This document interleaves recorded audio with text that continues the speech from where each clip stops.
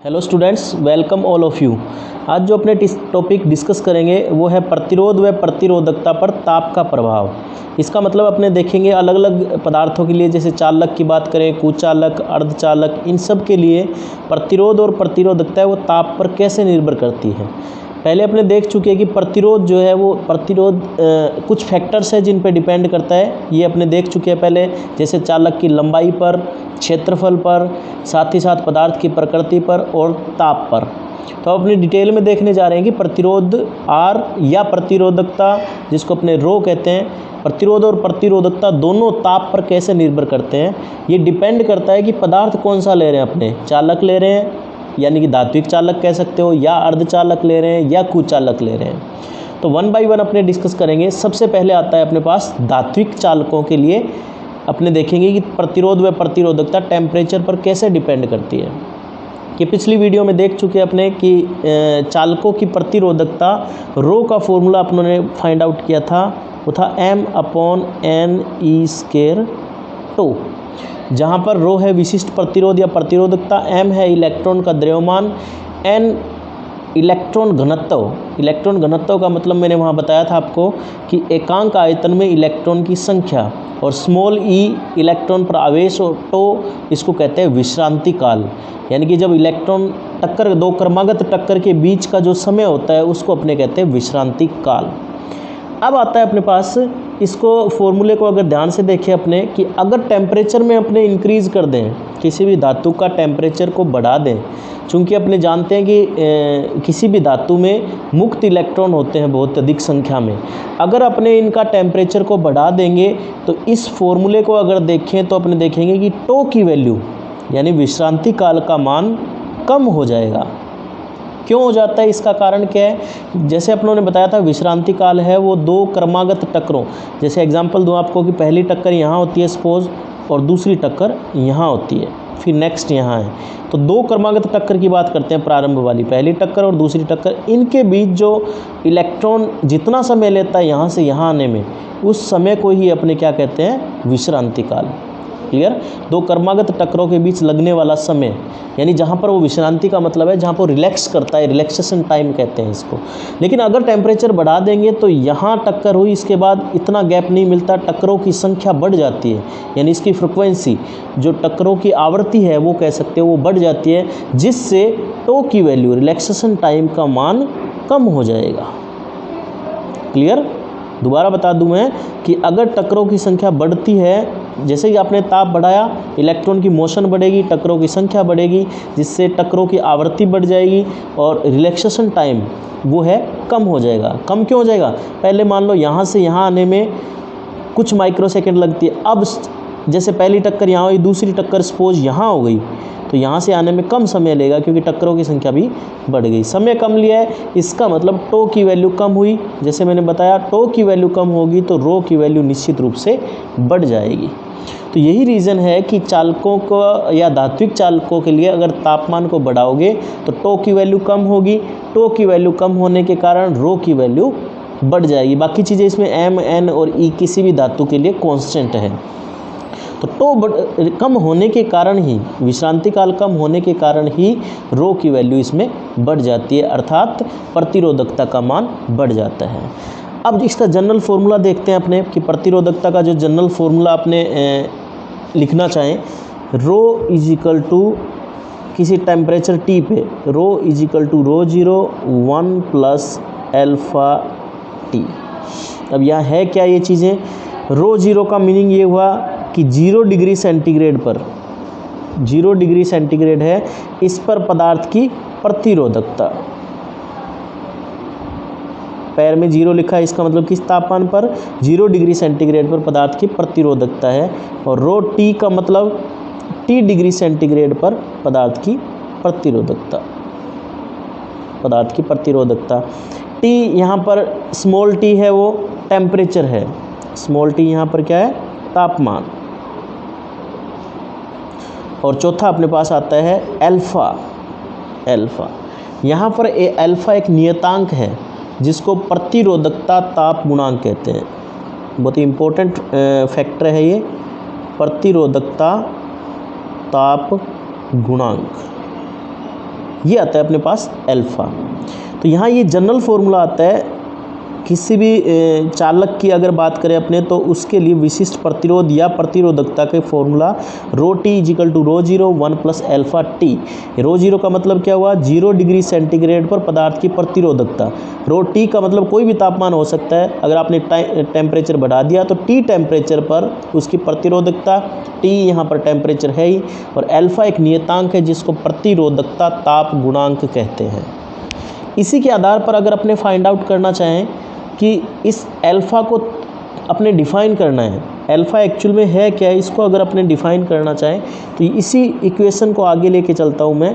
अगर ब्रैकेट को ओपन कर दें तो आप देखते हो rho T is equal to rho zero plus rho zero alpha into T. अपने क्या करने जा रहे हैं, अल्फ़ा की वैल्यू को फाइंड करना है। यहाँ से अगर अपने इस इक्वेशन को अगर सोल्व करें तो rho zero alpha T is equal to, ये वाला part rho zero alpha T is equal to, इस रो जीरो को इधर ले आएँ तो क्या बनता है, देखो rho T minus rho zero. बहुत इजी, अल्फ़ा को डिफ़ाइन करने जा रहे हैं अपने, और अल्फ़ा फाइंड आउट करना है तो क्या बन गया, देखो rho T minus rho zero upon rho zero into T. ये आ गया अपने पास अल्फ़ा की वैल्यू। इसको अपने कैसे लिख सकते हैं, अल्फ़ा इज इक्वल टू, अब यहाँ देखो अंश में जो क्वांटिटी है वो क्या है, rho T minus rho zero, यानी कि विशिष्ट प्रतिरोध में परिवर्तन कितना है, अंतर कितना है ये कह सकते हो। पहले 0 डिग्री सेंटीग्रेड पे और फिर टी पे, यानी ये विशिष्ट प्रतिरोध में अंतर है, इसको लिख देते हैं अपने delta rho upon rho zero, ये विशिष्ट प्रतिरोध या प्रतिरोधकता का प्रारंभिक मान है रो जीरो, और साथ में अपने लिख देंगे टी बाहर, ये टी है, ये अपनों ने यहाँ लिख दिया। तो यहाँ से अपने डिफाइन कर सकते हैं कि अगर टी की वैल्यू सपोज अपने अज्यूम करते हैं कि टी इक्वल टू 1 एकांक, अगर टी की वैल्यू 1 कर दें, 1 डिग्री सेंटीग्रेड और 1 केल्विन एकांक कर दें, तापमान में एकांक वृद्धि हो, तो अल्फ़ा की वैल्यू देखो यहाँ पर क्या हो जाती है, delta rho upon rho zero. तो अपने इसको डिफाइन करना चाहे तो क्या कहेंगे, डेल्टा रो का मतलब है विशिष्ट प्रतिरोध में परिवर्तन, और रो जीरो का मतलब क्या हुआ, प्रारंभिक विशिष्ट प्रतिरोध। तो ये आनुपातिक विशिष्ट प्रतिरोध है, एक तरह से विशिष्ट प्रतिरोध में आनुपातिक परिवर्तन, और टी को क्या किया अपनों ने, एकांक। यहीं से डेफिनेशन बनती है। इसको दो तरीके से डिफाइन कर सकते हो आप। पहला, यदि किसी धातु के या पदार्थ के ताप में एकांक वृद्धि की जाए, टी का मान 1 है, एकांक वृद्धि की जाए तो विशिष्ट प्रतिरोध में होने वाला आनुपातिक परिवर्तन, आनुपातिक परिवर्तन क्यों कह रहे हैं, ये तो है विशिष्ट प्रतिरोध में चेंज यानी वृद्धि कह सकते हो, ये प्रारंभिक विशिष्ट प्रतिरोध है यानी 0 डिग्री सेंटीग्रेड। तो ये ओवरऑल क्या हो गया, विशिष्ट प्रतिरोध में आनुपातिक परिवर्तन ही क्या कहलाएगा, प्रतिरोधकता ताप गुणांक कहलाएगा। या इसको दूसरे शब्दों में ये कह सकते हो, टी तो आपने एकांक कर दिया, डेल्टा रो क्या है, विशिष्ट प्रतिरोध में वृद्धि बटा विशिष्ट प्रारंभिक विशिष्ट प्रतिरोध। अब क्या कहेंगे, यदि किसी पदार्थ का ताप में एकांक वृद्धि की जाए तो उसके विशिष्ट प्रतिरोध में परिवर्तन व प्रारंभिक विशिष्ट प्रतिरोध के अनुपात को प्रतिरोधकता ताप गुणांक कहते हैं।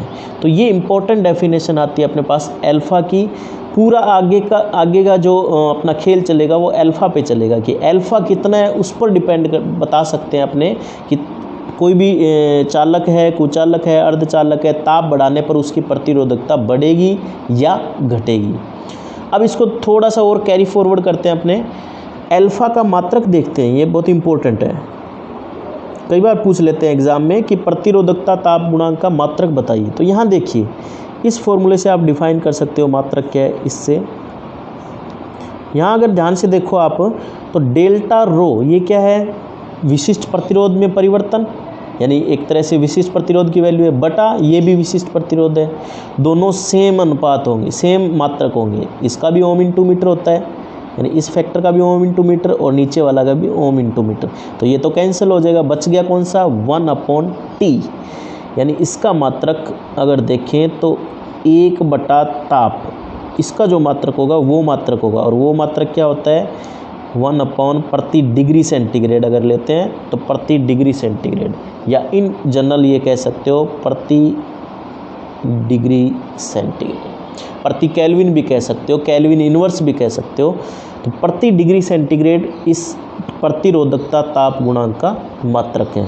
इट मीन्स अल्फा का मात्रक क्या कहेंगे अपने, ये याद रखना आपको, अल्फा का मात्रक क्या कहेंगे अपने, डिग्री सेंटीग्रेड इनवर्स, ठीक है, प्रति डिग्री सेंटीग्रेड भी कह सकते हैं, या इसको कह सकते हैं केल्विन इनवर्स। ये आता है अपने पास अल्फा प्रतिरोधकता ताप गुणांक का मात्रक।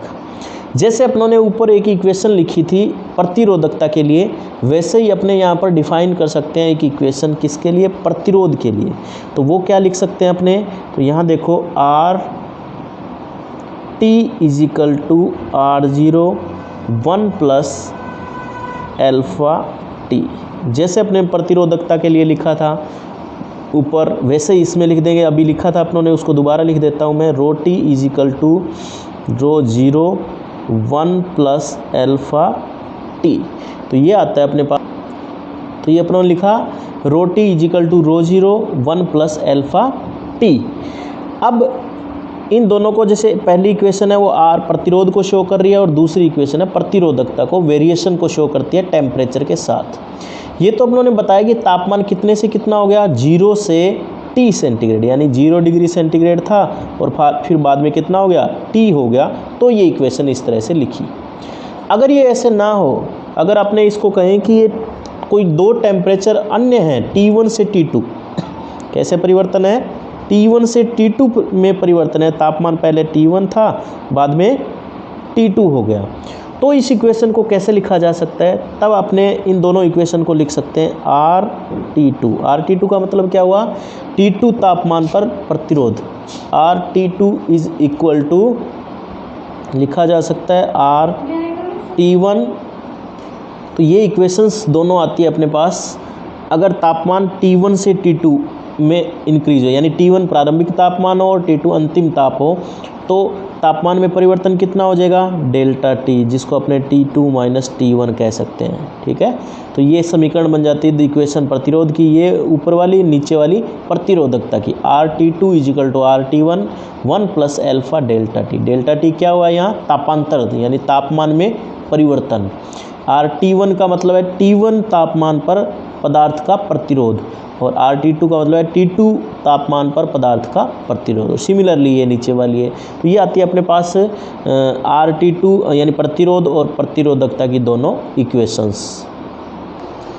अब अपने अगर प्रतिरोधकता और ताप में ग्राफ की अगर बात करें, तो जैसे अपनों ने अभी चालकों के लिए देखा था कि रो का फॉर्मूला, ये अभी अपनों ने देखा था m/n/e², टो ये था, यानी ताप बढ़ाएंगे तो टो कम होगा और रो बढ़ जाएगा, विशिष्ट प्रतिरोध या प्रतिरोधकता बढ़ जाएगी। ये उच्च तापों के लिए, चालकों के लिए अगर अपने फाइंड आउट करें ग्राफ कैसे आना चाहिए उच्च ताप के लिए,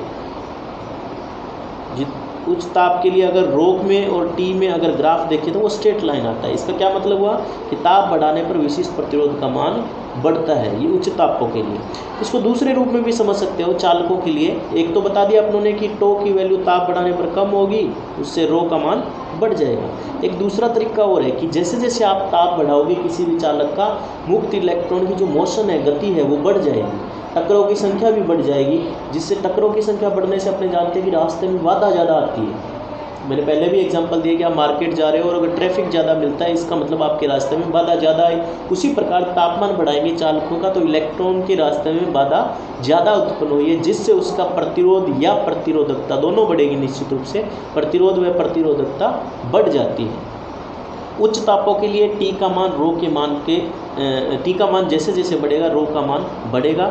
और उनके लिए ध्यान रखें आप, चालकों के लिए अल्फा का मान है वो पॉजिटिव होता है, धनात्मक होता है। ठीक है, अल्फा का मान धनात्मक होने का अर्थ क्या हुआ, इसका सीधा अर्थ है, ध्यान रखना आप, अल्फा धनात्मक है, इसका मतलब ये हुआ कि जैसे जैसे आप ताप का मान बढ़ाते हैं वैसे वैसे प्रतिरोधकता या प्रतिरोध का मान बढ़ता है। इसका ये मतलब हुआ अल्फा धनात्मक होने का कि आपने तापमान का मान बढ़ाया, तापमान का मान बढ़ाने से उसका प्रतिरोध व प्रतिरोधकता बढ़ेगी निश्चित रूप से।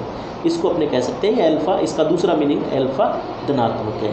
लेकिन अगर अपने लोअर टेम्परेचर की बात करें, ये तो था हाई टेम्परेचर पे, लोअर टेम्परेचर पर अगर बात करें तो रो और टी में ग्राफ, रो का मात्रक जैसे आप जानते हो ओम इंटू मीटर और टेम्परेचर में भी इन केल्विन और सेंटीग्रेड। रो और टी में ग्राफ अगर आप अल्प ताप पर देखें तो ये ग्राफ लीनियरली नहीं आता है, ये ग्राफ कुछ अपने कर्व की फॉर्म में कुछ इस तरह से आता है, अल्प ताप पर ये आता है।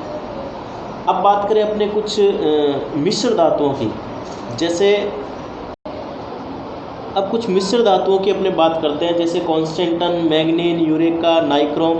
नाइक्रोम जो कि 80% निकल और 20% क्रोमियम से मिलकर बना होता है। इनकी अगर बात करते हैं तो इनकी खास बात क्या होती है, पहले तो मैंने शायद आपको बताया हो, पूर्व में बताया था कि जो विभव मापी अपने आगे देखेंगे उसका तार, मीटर ब्रिज का तार, ये सारे इन मिश्र धातुओं के बने होते हैं, इनमें से किसी एक मिश्र धातु का बना होता है। इनकी खास बात होती है कि इनका अल्फा तो कम होता है और विशिष्ट प्रतिरोध या प्रतिरोधकता का मान उच्च होता है, ये इनकी खास बात है।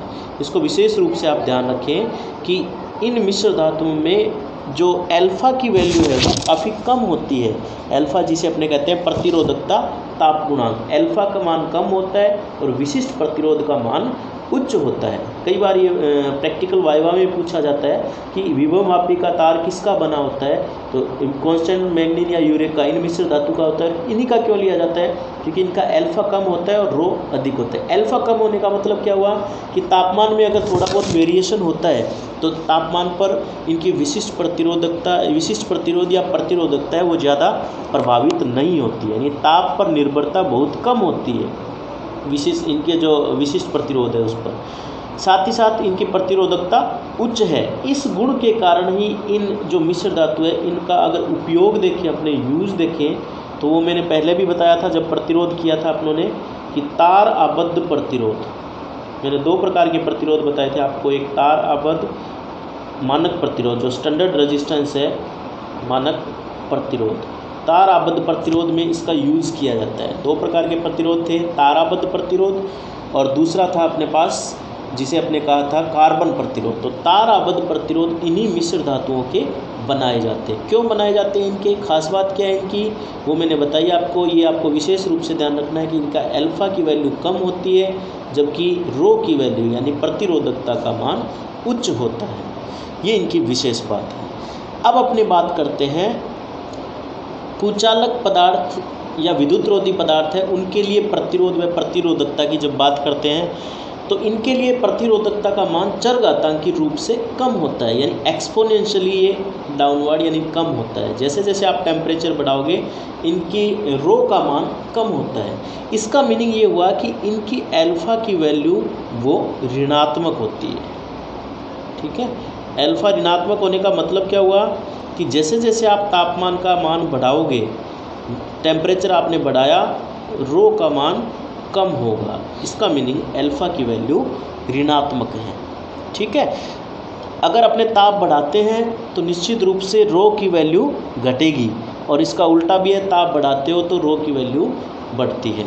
तो ये आता है अपने पास विद्युतरोधी पदार्थों के लिए, ताप घटाने पर ये बढ़ती है। और एक खास बात और है कि अगर परम शून्य ताप पर चले जाएं तो इसकी प्रतिरोधकता बहुत अधिक हो जाती है, यानी परम शून्य ताप पर विद्युतरोधी पदार्थ की जो चालकता है वो लगभग शून्य हो जाती है।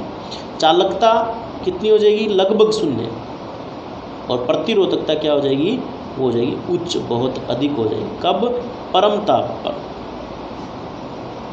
एब्सोल्यूट टेम्परेचर पर सिग्मा की वैल्यू जब रो उच्च होगी नो डाउट तो सिग्मा चालकता का मान बहुत लगभग जीरो के बराबर हो जाएगा। रो उच्च होने से नो डाउट ये कम होगी क्योंकि ये एक दूसरे के व्युत्क्रमानुपाती होती है।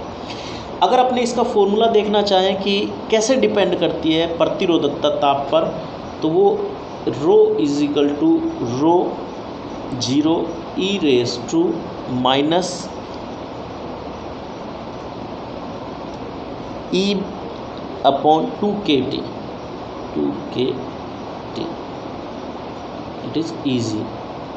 ये फॉर्मूला आता है अपने पास, जो कि आपको डायरेक्ट ये फॉर्मूला ध्यान रखना है कि कुचालक पदार्थों जो विशिष्ट प्रतिरोध या प्रतिरोधकता है वो ताप पर कैसे निर्भर करती है, rho equal to rho not या rho zero e raise to minus E G upon 2 kBT। यहाँ पर आपको दोनों तीनों चीज़ें पता होनी चाहिए कि फैक्टर कौन सा है, KB। इसको कहा जाता है वोल्ट्जमान नियतांक।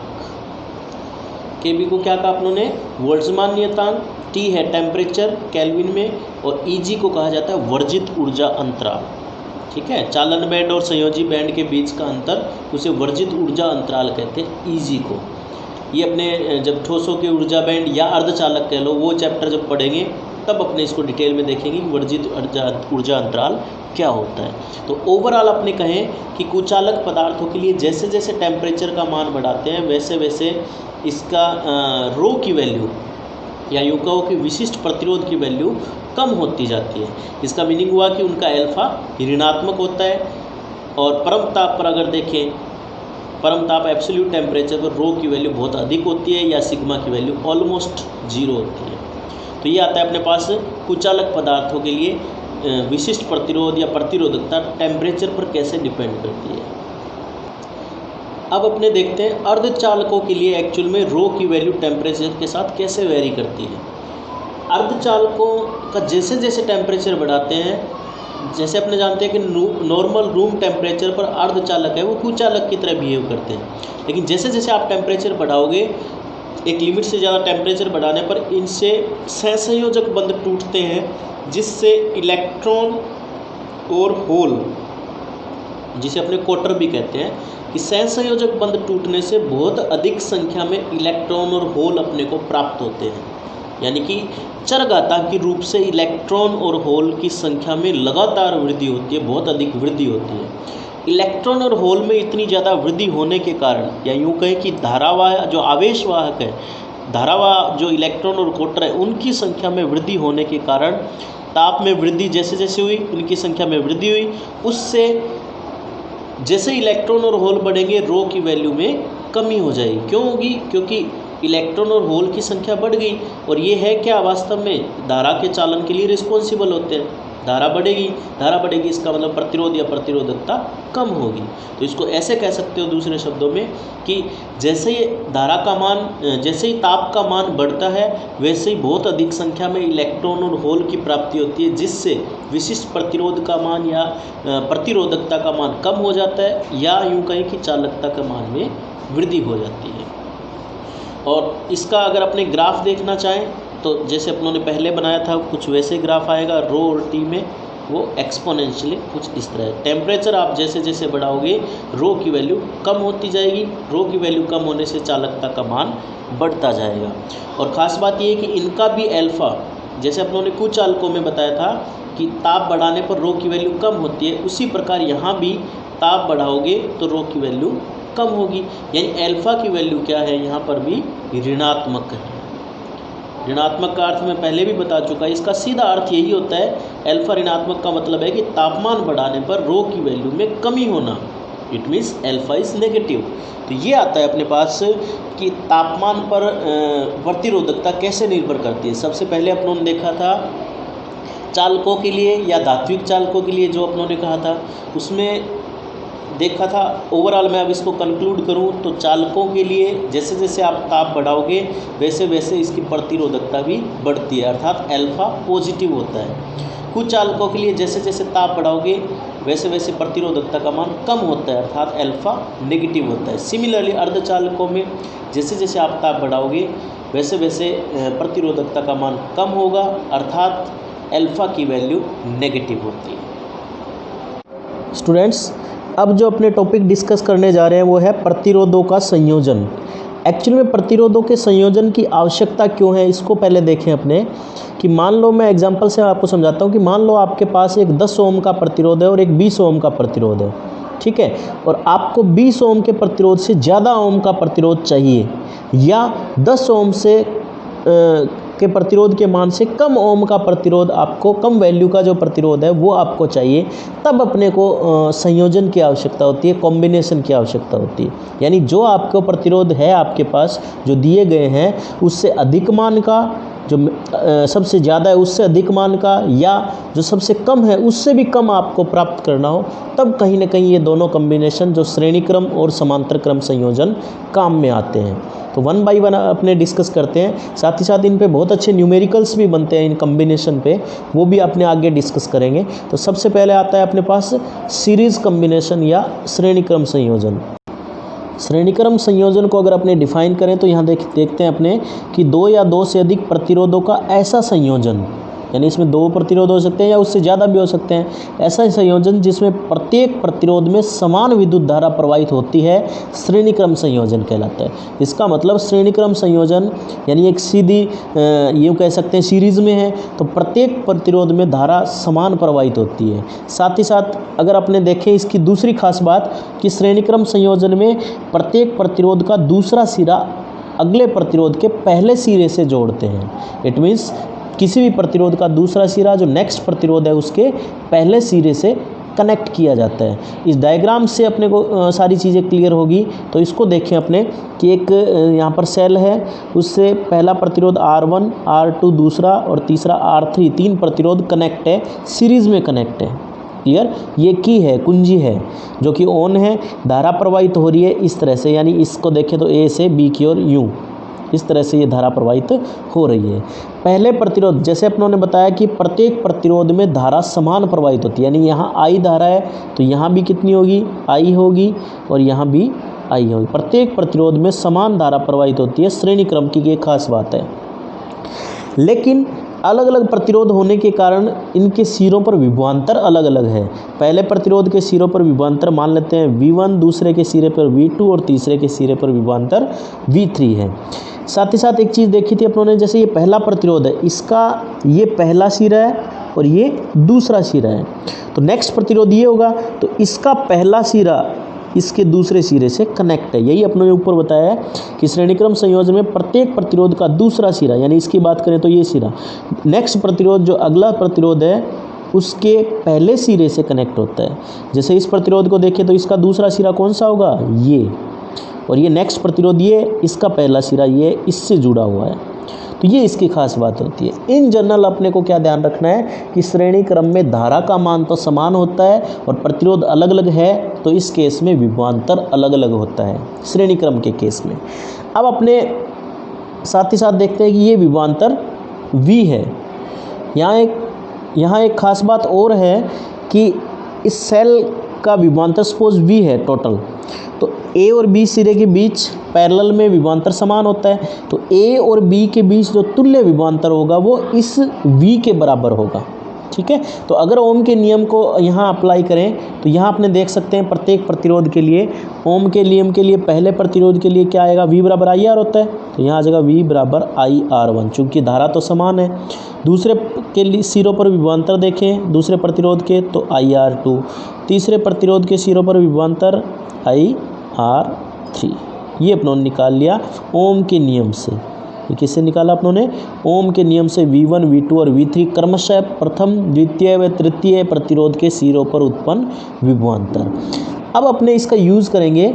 यहाँ देखो आप एग्ज़ाम में कई बार स्टूडेंट्स कंफ्यूज हो जाते हैं कि शुरुआत कहाँ से करें डेरिवेशन में, तो आप यहाँ देखो कि श्रेणी क्रम में डिफरेंट कौन सी चीज़ है, धारा या विभवांतर, उसी से शुरू करना है आपको। यहाँ धारा तो समान है, विभवांतर अलग अलग है, इसका मतलब विभवांतर को लेके चलना है आपको, तो अपना तुल्य प्रतिरोध वो फाइंड हो जाएगा। अब अपने करने क्या जा रहे हैं कि तीन प्रतिरोध है R1, R2 और R3, तीनों का तुल्य प्रतिरोध कितना होगा वो अपने कैलकुलेट करने जा रहे हैं। ये आपने लोअर क्लासेस में निश्चित रूप से किया होगा। तो यहाँ तुल्य प्रतिरोध फाइंड आउट करने के लिए अपने जानते हैं अलग अलग कौन सी चीज़ है, विभवांतर तीनों पर। तुल्य विभवांतर कितना है V, A और B के बीच तुल्य विभवांतर कितना है V, चूँकि यहाँ और यहाँ सेल पे जितना है उतना ही यहाँ और यहाँ होगा, तो V है। इट मीन्स तुल्य विभवांतर V हो तो इसको क्या लिखा जा सकता है, V is equal to V1 plus V2 plus V3। ये सारी वैल्यूज़ अगर अपने पुट कर दें तो आप देखोगे IR1 plus IR2 plus IR3। Clear. अब अपने अज्यूम करते हैं एक चीज़ और यहाँ पर कि मान लेते हैं कि तुल्य प्रतिरोध वो कितना है, RS है। इसको क्या कहा है अपनों ने, तुल्य प्रतिरोध। आर एस क्यों कह रहे हैं? एस का मतलब यहाँ सीरीज से है, एस का मतलब यहाँ क्या ले रहे हैं? आर एस, यानी सीरीज में टोटल रेजिस्टेंस कितना है वो आर एस। तो वी को क्या लिखा जा सकता है? V is equal to I into R S. V है तुल्य विभवांतर, कुल विभवांतर, आई धारा और आर एस है श्रेणी क्रम में तुल्य प्रतिरोध। तो इसको लिखा जा सकता है I into R S is equal to I R. इसमें से आई अगर कॉमन ले लूँ मैं तो R1 plus R2 plus R3। इसको थोड़ा सा और सोल्व करें अपने, तो आप देखोगे कि आई से आई तो कैंसिल हो गया, आर एस कितना आ गया? Is equal to R1 plus R2 plus R3। इसका मतलब श्रेणी क्रम में जितने भी प्रतिरोध जुड़े हों उनका तुल्य प्रतिरोध निकालना हो तो सीधा उनको जोड़ देते हैं, अपने ऐड कर देते हैं डायरेक्ट। इसे ये है अपने पास तुल्य प्रतिरोध का फॉर्मूला। अब अपने कहते हैं कि यदि n प्रतिरोध होते टोटल श्रेणी क्रम में, तो आर एस को कैसे लिखते? R S is equal to R1 plus R2 plus R3 plus R4 R5 सारे ऐड करते करते Rn तक, चूँकि n प्रतिरोध है। लेकिन इसमें एक कंडीशन और लगा दे अपने कि प्रत्येक प्रतिरोध की वैल्यू कितनी है? R हो, प्रत्येक प्रतिरोध कितना हो? R। तो यहाँ देखो कितना आ जाता है, प्रत्येक प्रतिरोध R है तो R S is equal to R plus R plus R plus, यानी प्रत्येक का मान R है तो कितना हो जाएगा? जैसे मान लो 2 होते तो R प्लस R कितना होता? 2R। 3 होते तो R plus R plus R 3R, और n है तो n इंटू R। इसका मतलब क्या हुआ? प्रतिरोध श्रेणी क्रम में अगर समान प्रतिरोध n प्रतिरोध जुड़े हुए हैं तो तुल्य प्रतिरोध कितना हो जाता है? n गुना हो जाता है। तो ये आता है अपने पास श्रेणी क्रम की। इसका मतलब ये हुआ कि श्रेणी क्रम अपने कहाँ यूज़ करेंगे? जहाँ अधिक प्रतिरोध की आवश्यकता हो, ज़्यादा मान का प्रतिरोध अपने को फाइंड आउट करना हो, वहाँ पर अपने इस प्रतिरोध का श्रेणी क्रम जो सिस्टम है, श्रेणी क्रम संयोजन है, इसका यूज़ करेंगे। अब श्रेणी क्रम संयोजन की कुछ खास बातें देखते हैं अपने। पहली तो ये अपनों ने ऑलरेडी बता चुकी है कि सभी प्रतिरोधों में विद्युत धारा का मान समान होता है, यानी कि धारा का मान अगर देखें इसमें तो प्रत्येक प्रतिरोध में समान होगा। दूसरा आप ये कह सकते हो कि जो परिणामी विभवांतर है वो अलग अलग प्रतिरोधों के सिरों पर जो विभवांतर है उनका योग होता है, यानी जैसे अपनों ने कहा था V1 plus V2 plus V3 equal to V, ये परिणामी विभवांतर है और प्रत्येक प्रतिरोध के सिरे पर उत्पन्न विभवांतर के योग के बराबर, यानी V बराबर V1 plus V2 plus V3। ये इसकी सेकंड खास बात या विशेषता कह सकते हो। तीसरा आप कह सकते हो कि तुल्य प्रतिरोध का मान संयोजन में जितने भी प्रतिरोध जोड़े गए हैं या किसी भी एक प्रतिरोध के मान से अधिक होता है। जितने प्रतिरोध जोड़े हैं उनमें जो सबसे ज़्यादा है उससे भी अधिक होती है, ठीक है ना। जैसे एग्जाम्पल के तौर पर मैं कहूँ कि ये 10 ओम है, ये 20 ओम है, 30 ओम है, ये प्रतिरोध 10 ओम, 20 ओम, 30 ओम, तो टोटल कितना हो जाएगा? 10 प्लस 20 प्लस 30 कितना हो जाएगा? 60 ओम। यानी 30 ओम जो सबसे बड़ा प्रतिरोध था उससे भी अधिक प्रतिरोध का मान अपने को श्रेणी क्रम में प्राप्त होता है। तो ओवरऑल इन श्रेणी क्रम में अपने ये कह सकते हैं कि अधिक मान के प्रतिरोध अपने को फाइंड आउट करने हो तब श्रेणी क्रम संयोजन का यूज़ किया जाता है। अब अपने देखते हैं समांतर क्रम संयोजन यानी कि पैरेलल कॉम्बिनेशन। जैसे अपनों ने बताया था कि श्रेणी क्रम संयोजन में विभवांतर का मान अलग अलग प्रतिरोध पर विभवांतर का मान अलग अलग होता है, लेकिन धारा का मान समान होता है।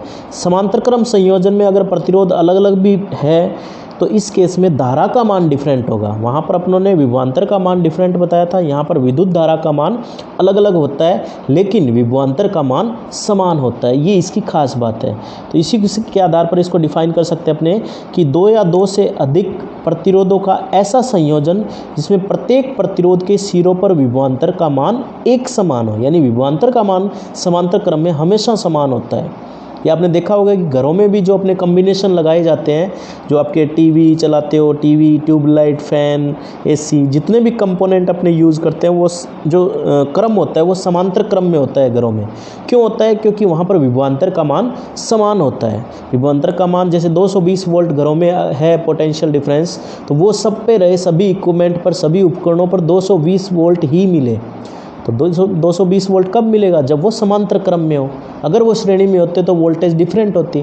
तो समान वोल्टेज लेने के लिए ही अपने घरों में जितने इक्विपमेंट लगाते हैं वो समांतर क्रम में, यानी जो कनेक्शन किए जाते हैं वो समांतर क्रम में होते हैं।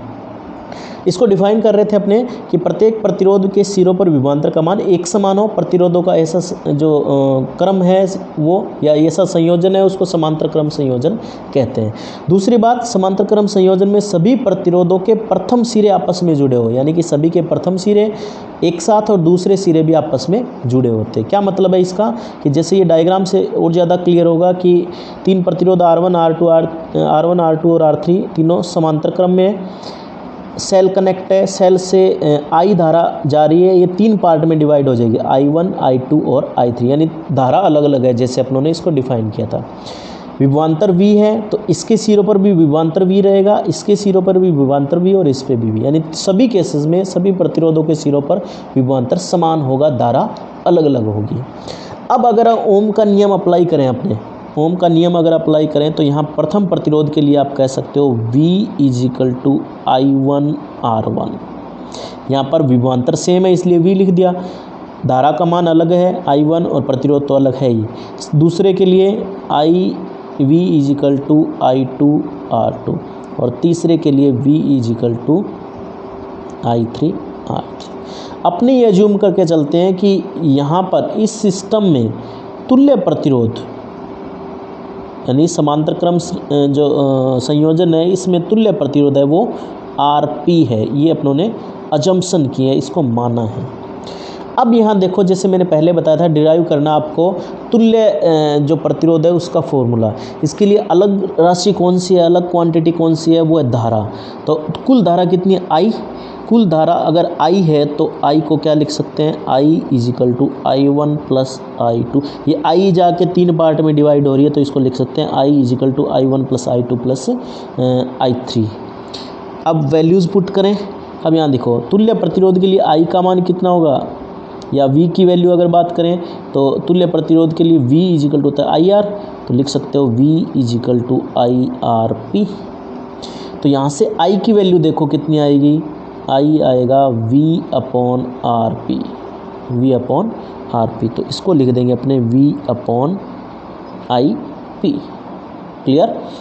Is equal to I1। यहाँ से देखो I1 की वैल्यू अगर अपने फाइंड आउट करें तो कितनी हो जाएगी, V/R1। और इससे I2 की वैल्यू फाइंड आउट करें तो V/R2, और इससे I3 की वैल्यू फाइंड आउट करें तो V/3। ये वैल्यूज़ यहाँ पुट करते हैं और फिर सोल्व करते हैं। I1 की वैल्यू कितनी बताई थी अपनों ने, V/R1 प्लस इसकी V/R2, और थर्ड वन इज़ V/R3। थोड़ा सोल्व और करें इसको, और V/IP is equal to V/RP, sorry not IP, RP। V/RP is equal to V common ले लें तो 1/R1 + 1/R2 + 1/R3। V से V कैंसिल, तो यहाँ से अल्टीमेटली अपने पास आ जाता है 1/RP is equal to 1/R1 + 1/R2 + 1/R3। तो ये रिजल्ट आता है अपने पास। 3 प्रतिरोध R1, R2, R3 अगर समांतर क्रम में है तो तुल्य प्रतिरोध का फॉर्मूला आता है अपने पास 1/RP is equal to 1/R1 + 1/R2 + 1/R3। और यही अगर n रेजिस्टेंस होते हैं, टोटल कितने प्रतिरोध होते हैं, R1, R2, R3, Rn तक, तो फॉर्मूला क्या बन जाता है अपने पास, 1/R1 + 1/R2 + 1/Rn, Rn तक आ जाता है अपने पास अगर n प्रतिरोध है तो। अब अपने देखते हैं कि n प्रतिरोध है लेकिन प्रत्येक प्रतिरोध की वैल्यू R हो तो कितना होगा, 1/RP। देखो पहला प्रतिरोध है, 2 प्रतिरोध होते तो 1/R + 1/R, तो कितना हो जाता 2/R। 3 प्रतिरोध होते तो 1/R + 1/R + 1/R, यानी 3/R। और n प्रतिरोध है तो n/R। इसको क्या लिख सकते हैं अपने, आर पी, उल्टा कर देते हैं, ये देखो 1 अपॉन आर पी है। ये ध्यान रखना स्टूडेंट्स, जब भी आप टोटल रेजिस्टेंस पैरेलल में निकालते हो तो 1 अपॉन आर पी की वैल्यू निकलती है, लेकिन एग्जाम में जब आर पी निकालना हो तो इसको उल्टा करना मत भूलना, ये अक्सर मिस्टेक कर देते हैं स्टूडेंट्स। तो आर पी की वैल्यू कितनी आ जाएगी, आर अपॉन एन, यानी प्रतिरोध कितना हो जाएगा, कम होता जाएगा इस केस में। जैसे एग्जाम्पल के तौर पे बात करूँ कि मान लो 2 समान प्रतिरोध हैं, ठीक है, 2 समान प्रतिरोध कैसे, जैसे ये 10 ओम का प्रतिरोध है और ये भी 10 ओम का प्रतिरोध, समांतर क्रम में है दोनों 10 ओम के, तो 2 प्रतिरोध है, तो आर पी कितना हो जाएगा, इस फॉर्मूले में देखें तो आर यानी 10 बटा एन, एन का मतलब कितने प्रतिरोध है इसमें 2, तो 10 बटा 2 कितना हो गया, 5 ओम। इसका मतलब 2 प्रतिरोध अगर समांतर क्रम में तुल्य प्रतिरोध है तो उनका रिजल्ट हमेशा आधा आएगा। अगर 10 ओम और 10 ओम श्रेणी क्रम में होते तो पहले अपनों ने किया था 10 + 10 20 ओम, लेकिन समांतर क्रम में होने के कारण 10 ओम और 10 ओम समांतर क्रम में, इट मीन्स इनका रिजल्ट आधा आएगा, यानी कि 5 ओम होगा। इसी प्रकार मान लो 100 ओम और 100 ओम के रेजिस्टेंस, 2 रेजिस्टेंस है समांतर क्रम में, तो रिजल्ट कितना आएगा, 100 और 100 का आधा कर दो, 50 ओम, रिजल्ट आएगा 50 ओम। इट मीन्स यहाँ से रिजल्ट निकलता है कि समांतर क्रम में प्रतिरोध का मान, तुल्य प्रतिरोध का मान हमेशा कम होगा, कभी भी ऐसी कंडीशन नहीं हो कि बढ़ जाए, वो हमेशा कम होगा। अब जैसे 2 रेजिस्टेंस है, इसको दूसरे रूप में अगर देखें, इसको आप देखो एक एग्जांपल से अपने समझते हैं कि सपोज ये रेजिस्टेंस है R1, ये रेजिस्टेंस है R2, इनका तुल्य निकालना आपको, तुल्य प्रतिरोध कितना होगा। तो आप क्या करोगे, ऊपर जो फॉर्मूला अपनों ने किया था उस फॉर्मूले को अप्लाई करोगे, उस फॉर्मूले को अप्लाई करें तो क्या आता है, देखो 1 upon R P is equal to, क्या लिख सकते हैं, 1 upon R1 plus 1 upon R2, ये लिख सकते हैं। इसको 1 upon R P is equal to LCM ले लेते हैं, तो कितना आ जाएगा, R1 R2 तो हो गया एलसीएम, ऊपर आ जाएगा R2 प्लस R1, जिसको अपने R1 प्लस R2 भी लिख सकते हैं। यहाँ से अपने अल्टीमेटली इसको किस रूप में लिख सकते हैं, इसको अपने लिख सकते हैं R P is equal to, reverse कर दें, इसको उल्टा कर दें तो R P is equal to R1 R2 upon R1 plus R2। तो जब भी 2 रेजिस्टेंस आपको दिए हो किसी भी वैल्यू के और समांतर क्रम में हो तो तुल्य प्रतिरोध निकालना है, तो डायरेक्ट ये फॉर्मूला भी आप यूज कर सकते हो। ये आया कहाँ से, इसी से आया है, 1 upon R1 plus 1 upon R2 को सोल्व करते गए, तो डायरेक्ट यूज़ करें तो समय की भी बचत होगी आपके। R P is equal to R1 R2 upon R1 plus R2। अभी अपनों ने ऊपर एग्जाम्पल देखा था कि 10 ओम के 2 प्रतिरोध है, तो तुल्य प्रतिरोध कितना है, 5 ओम। इस फॉर्मूले से भी आप ट्राई कर सकते हो, जैसे R1 R2, आर पी निकालना है, इस एग्जाम्पल को देखते हैं अपने, आर पी निकालना है तो R1 इंटू R2 यानी कि 10 इंटू 10 बटा R1 प्लस R2 यानी कि 10 प्लस 10 कितना हो जाएगा, 20, 0 से 0 कैंसिल, 2 से ये कैंसिल, कितना आ गया, 5 ओम। ये तो है समान प्रतिरोध हो, असमान प्रतिरोध हो तो भी ये फॉर्मूला यूज़ करना है आपको, R P is equal to R1 R2 upon R1 plus R2, कब, जब 2 प्रतिरोध जुड़े हुए हों समांतर क्रम में। तो स्टूडेंट्स, आई होप आपको ये वीडियो अच्छे से समझ आई होगी। इस वीडियो को लाइक करें, शेयर करें और इस चैनल को ज़रूर सब्सक्राइब करें। अगर आपने पिछली वीडियो भी नहीं देखी है तो वो ज़रूर देखें, क्योंकि चीज़ें एक दूसरे से कनेक्टेड है, आप जानते हो फिजिक्स में, तो वो भी आप ज़रूर देखें। कोई भी आपके क्वेरीज़ है तो कमेंट बॉक्स में आप ज़रूर डालें। Thank you so much.